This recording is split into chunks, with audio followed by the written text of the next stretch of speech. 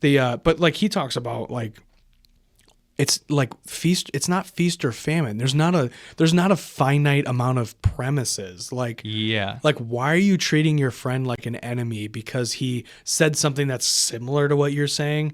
Like and like if it's not overtly stealing, then like get the fuck over it. And also, like whoever's got the better bit, the other person throw their bit away. And also, kill your here's babies. The other thing, dude.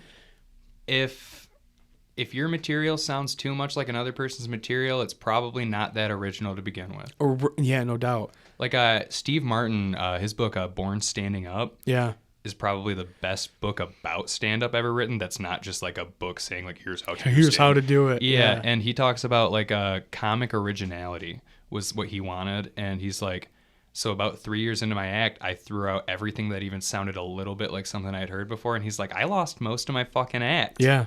But then he became Steve Martin, right? And that wouldn't have happened if he was doing that same shit. You ever hear Judd Apatow's story about Steve Martin? Yeah. Dude, talk about being like a fucking arrogant kid, but then he turned out to be Judd Apatow. Yeah, that's so fucking funny. So you're telling the story. This is the one where like he like went to his house, right? Yeah, because he like it was like everyone knew where Steve Martin's house was, and he like fucking put a package in his. You know, and he like was like, send me a book or something. Yeah. And he's like, fucking, and then he's like, I'm gonna be famous one day. And then he turns out that like he did it. Like, and then he told that story in front of Steve when he was famous, and then Judd was like,